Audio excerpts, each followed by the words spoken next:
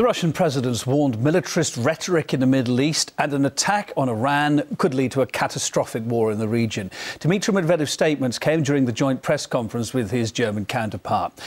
Russia's been voicing strong words against an attack on Iran following statements by Israel that a strike is more likely than diplomacy. The UN atomic watchdog is about to report as well on Iran's nuclear activities and provide evidence. It says that Tehran has built a testing facility and computer models of warheads. Now, Iran has dismissed those allegations, calling them fabricated. Let's talk to former CIA officer Philip Giraldi now, who's on the line from Washington. Philip, very good evening. If we are to believe what's being leaked about this report, Iran is going to have some serious questions to answer, isn't it? But taking that on again, who really benefits from portraying Iran once again as the bad guy?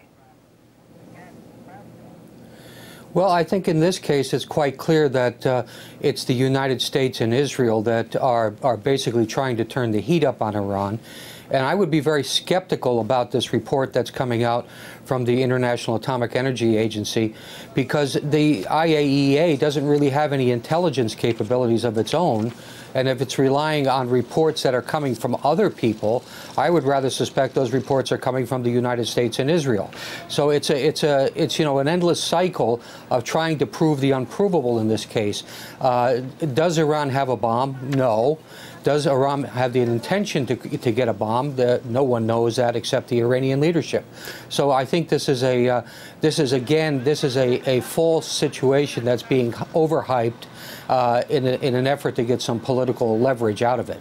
Of course, Philip, on the eve of this report, we cast our minds back to 2003 and that report about Iraq and those supposed WMDs, that evidence that came forward. And yet, of course, at the end of the day, it was all proved to be false. As a former intelligence officer yourself, could you explain how there could be such a large mistake? And, of course, I guess that's cast a lot of shadows over any further official findings like we're going to see tomorrow too, isn't it? Well, that's true, and the problem is with the world of intelligence. I mean, it's sometimes referred to as smoke and mirrors for reasons that are very clear. The problem is that you may have a piece of evidence of some kind, but that piece of evidence is subject to your interpretation as to what it means. When they saw aerial photographs in Iraq showing certain things, they interpreted those photographs to mean something which was not correct. So the fact is that it is in the mind of the policymakers and of those who are directing the intelligence organization to make an analysis and determine what they're seeing. And very often this analysis is shaped by political considerations and turns out to be incorrect. Of course, one country very interested in what's being said here, Israel. This week, the Israeli president, the prime minister, now even the foreign minister, all threatening military action against Iran. This kind of rhetoric's not new, though. It's been around for years. Should Iran be taking these latest threats more seriously this time, do you think?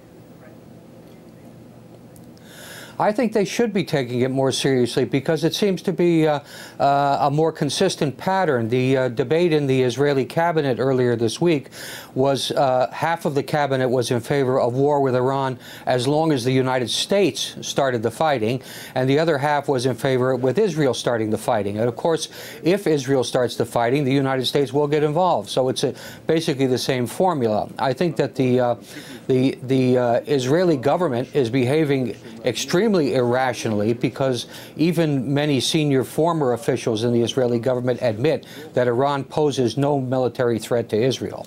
Philip, I spoke to the Iranian president just a couple of months ago. Then he reiterated once again that his country, Iran, has been cooperating with the UN atomic watchdog for many years. So it begs the question, why is its peaceful nuclear program continuing to raise so much concern among the US and its allies? Well, I think the answer to that is actually very simple. There are many countries in the Middle East, Egypt, Saudi Arabia, Turkey, that have what they describe as breakout capability, the technical ability to develop a nuclear weapon. But it's only Iran that seems to be in the focus, and this is because of the perception that Iran is a threat to Israel. Israel is very capable of using its friends in the media and in the U.S. Congress to heighten this sense of threat. And as I said before, I believe very firmly that this sense of threat is much overstated. Always good to get your informed view. Philip Giraldi, former CIA officer, talking to us on the line there from Washington. Thanks for being on RT.